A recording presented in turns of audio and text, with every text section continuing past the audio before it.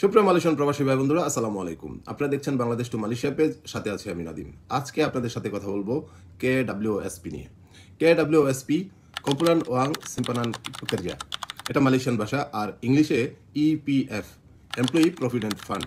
তো এই ইপিএফ নিয়ে অনেক ভিডিও হয়েছে সোশ্যাল মিডিয়াতে, অনেক রকম মন্তব্য করেছেন, অনেক রকমভাবে এক্সপ্লেন করেছেন। বেসিক্যালি অনেকেই রিয়াকশান দিয়েছেন যে ইপিএফটা তাদের জন্য একটা গলার কাটা, তাদের জন্য এটা একটা অন্যায়ভাবে আইন চাপিয়ে দেওয়া হয়েছে তাদের উপরে। আসলে এই বিষয়টা তা না। ইপিএফটা আপনার জন্যই খুবই দরকার।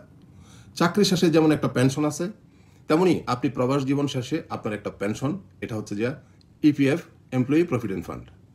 আপনার এই প্রভিডেন্ট ফান্ডের টাকা আপনি যখন মালয়েশিয়া থেকে আপনার প্রবাস জীবন শেষ করে দেশে ফিরে যাবেন একেবারে, তখন এই ইপিএফ এর টাকা একমাত্র আপনি এই টাকা উঠে নিয়ে যেতে পারবেন, এবং লাভ সহ।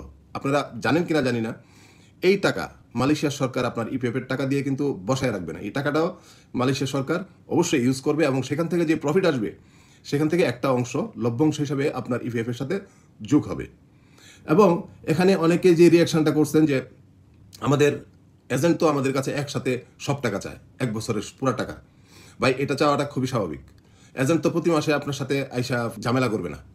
এজেন্ট তার ভেজাল কমানোর জন্য এটা আপনার কাছে একবারই চাওয়া হয়েছে, এবং এই পুরো টাকাটা আপনার পকেট থেকে দিতে হবে। এই কারণে, যেহেতু আপনি এজেন্টের কাছে কাজ করেন না, অন্য মালিকের কাছে, অন্য বসের সাথে কাজ করেন, সেহেতু এই পুরো টাকাটা ইপিএফ এর একবারে আপনার ভিসা যখন রিনিউ করেন তখন চায়।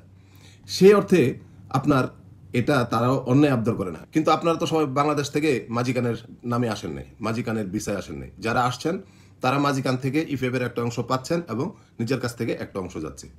যারা নাকি মালয়েশিয়াতে এজেন্টের আন্ডারে ভিসা করেছেন, তারা এটা এজেন্টকে দোষ দিয়ে লাভ নেই। আপনারা এজেন্টের আন্ডারে ভিসা করছেন, এই জন্য এজেন্টের যা নিয়ম সেভাবে আপনাকে যাইতে হবে।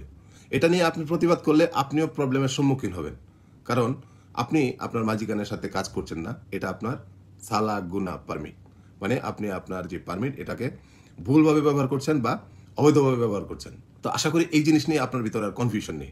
হ্যাঁ, আপনার মন্তব্য থাকলে অবশ্যই কমেন্টে করবেন।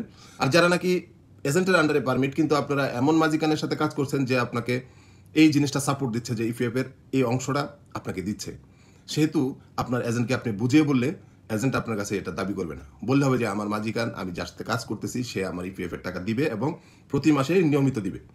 এই জিনিসটা এনশিওর করলে পরে এজেন্টও আপনাকে আর চাপ দিবে না।